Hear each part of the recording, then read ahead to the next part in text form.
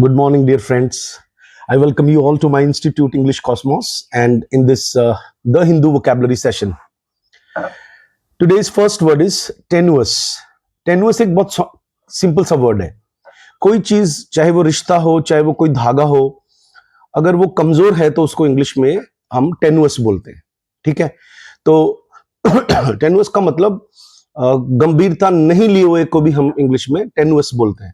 जैसे मैंने कहा कि बहुत ही जैसे ये जो प्राइवेट मजदूर होते हैं, आप अंदाजा लगाइए, जो जिनका कोई हाजिरी नहीं लगता है और दिहाड़ी पर जो मजदूर काम करते हैं, उनकी कंडीशन कैसी है बताइए.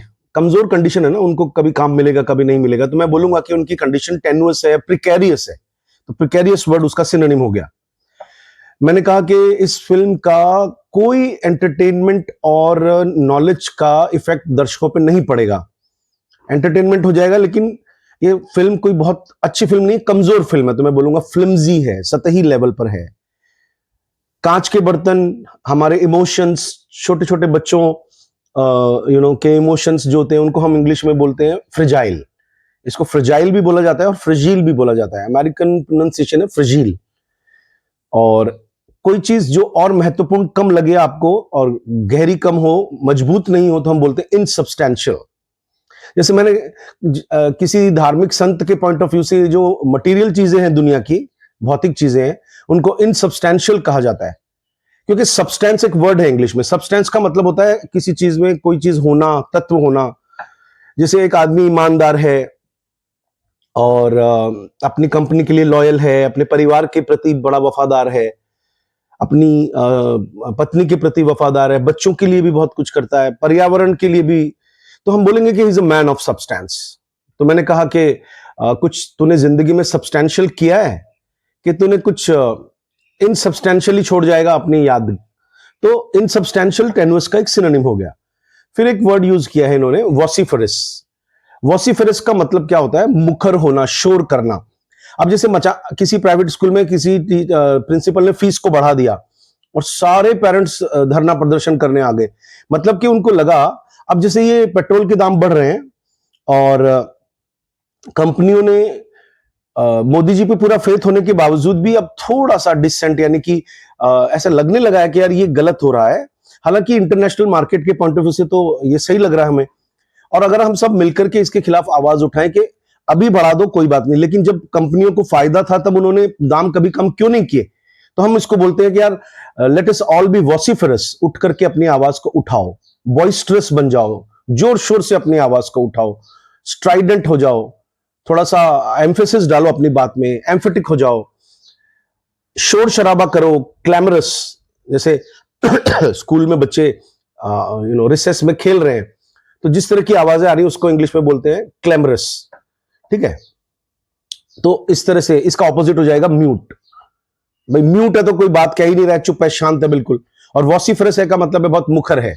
जैसे होता है ना, कुछ बच्चों को हम बचपन से ही ऐसा बना देते हैं, डरपोक सा, हर बात पे सजा दे करके, तो वो म्यूट हो जाते हैं लाइफ में, शांत हो जाते हैं, बोलते नहीं है, टीचर से क्वेश्चंस नहीं पूछते हैं. लेकिन कुछ बड़े वॉसिफरस होते हैं, उनको कुछ भी गलत लगता है तो वो उठ करके तुरंत क्वेश्चन पूछते हैं. फिर तीसरा वर्ड है आपका रेप्रोबेट.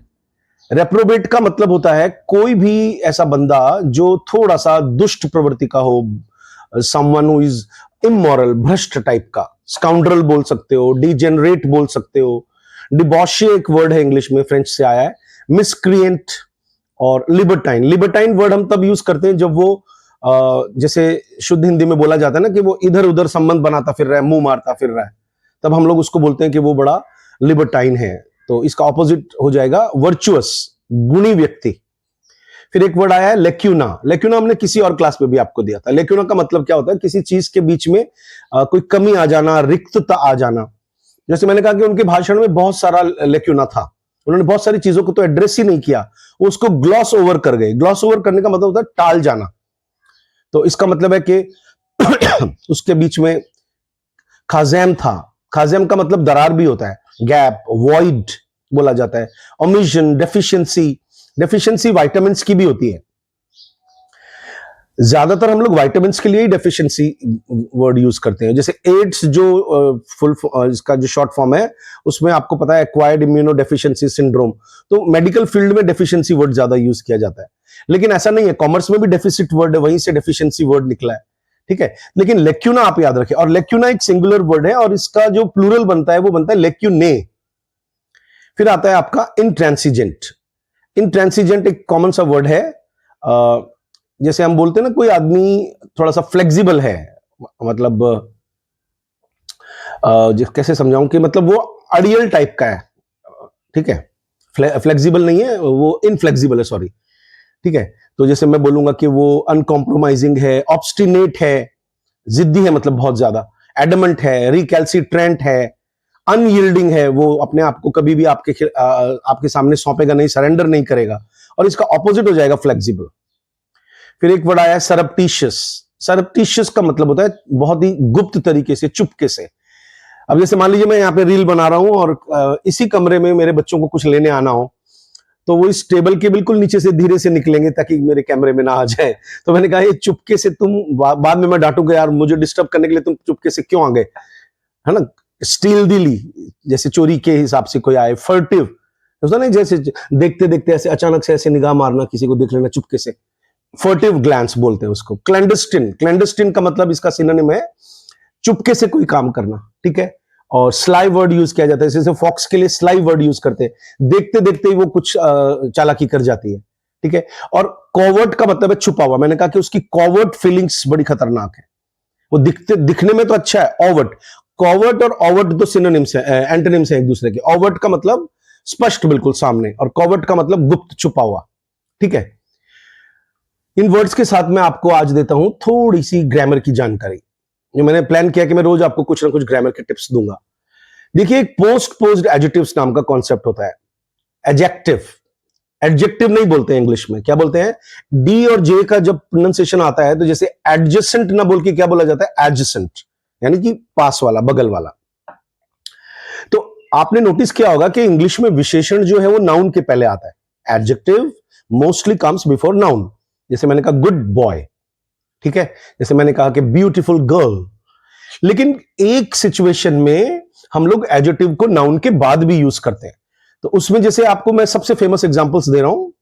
एक तो याद रखना आपको कि इसका एक रूल होता है। रूल ये होता है कि जब कभी भी हम लोगों को कोई इस तरह के नाउन्स यूज करने, प्रोनाउंस यूज करने पड़ जाएं, जैसे समथिंग, है ना, नथिंग, तो इसके एडजेक्टिव इसके बाद आता है। जैसे मैंने कहा कि कुछ खास काम है, मैंने कहा कि या समथिंग स्पेशल।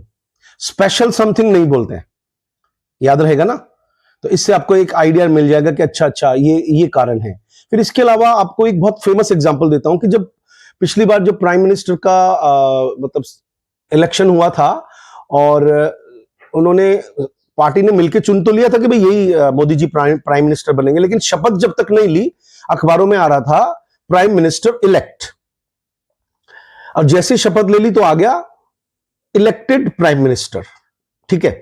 इसका मतलब है कि ये जो इलेक्ट वर्ड है ये पोस्ट पॉजिटिव है। जैसे बहुत कॉमन एग्जांपल देता हूं आपको। मैंने कहा किसी को ट्रेन में चलते हुए कि आप कहां रहते हो, उसने कहा कि मैं तो प्रॉपर जयपुर में रहता हूं। अब ये एरर है इंग्लिश में। इंग्लिश में होता है प्रॉपर वर्ड जब किसी स्थान के लिए आता है कि आप उसी स्थान के रहने वाले हो, तो हम लोग यूज करते हैं जयपुर प्रॉपर, ठीक है। और फिर जैसे मैंने कहा कि यार मुझे जिंदगी में I want to do something useful, something special, something urgent, तो समथिंग, नथिंग जैसे जो शब्द है एडजेक्टिव उनके बाद आता है। और जैसे आपने कहा कि लॉर्ड इनकार्नेट, अब इनकार्नेट लॉर्ड नहीं बोलते हैं, जैसे मास्टर की बोलते हैं, है कि नहीं।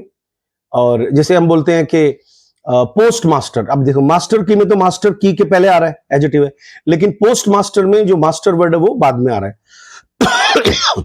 मैंने कहा कि I was concern with the people present. अब I was concern with the present people नहीं बोलते इंग्लिश में। तो अब इंग्लिश में ये एक इंपॉर्टेंट कॉन्सेप्ट हो गया। तो इसके लिए आप अपने कमेंट सेक्शन में लिखिए कि आपको ये जो टिप मैंने दिए वो कैसे लगे। और ज्यादा नहीं तो आप इतना तो इलेक्ट, लॉर्ड इनकारनेट और प्रॉपर, जयपुर प्रॉपर या कैलकाटा प्रॉपर, ये वर्ड आप यूज करना शुरू करें, इससे आपको लगेगा। और एक और थोड़ा छोटा सा टिप देता हूं कि इंग्लिश में ऑपरेशन थिएटर नहीं होता है, ग्रामेटिकली उसको बोलते हैं ऑपरेटिंग थिएटर। और इसके अलावा एक चीज आपको और जाननी चाहिए कि पासिंग मार्क्स इंग्लिश में गलत माना जाता है, लिंग्विस्टिकली या ग्रामर के पॉइंट ऑफ व्यू से पास मार्क्स बोलते हैं। मैंने कहा मेरे इतने पास मार्क्स चाहिए थे और मेरे आ गए, पासिंग मार्क्स नहीं होता है। पासिंग मार्क्स का मतलब होता है जैसे कि मार्क्स कहीं से पास कर रहे हो ठीक है। और बिल्कुल ऐसे ही जैसे स्पीकिंग इंग्लिश क्लास नहीं होता है, क्या होता है? Spoken English class. Speaking English class का मतलब होता है बोलने वाली कक्षा, जबकि हम कह रहे हैं कि स्पोकन इंग्लिश यानी बोले जाने वाली इंग्लिश की क्लास। तो इस तरह से कुछ ग्रामर के टिप्स मैं दे रहा हूं। कमेंट सेक्शन में लिखिएगा आपको ये कमेंट, ये जो नया प्रयास मैंने स्टार्ट किया ये कैसा लगा। Thank you very much.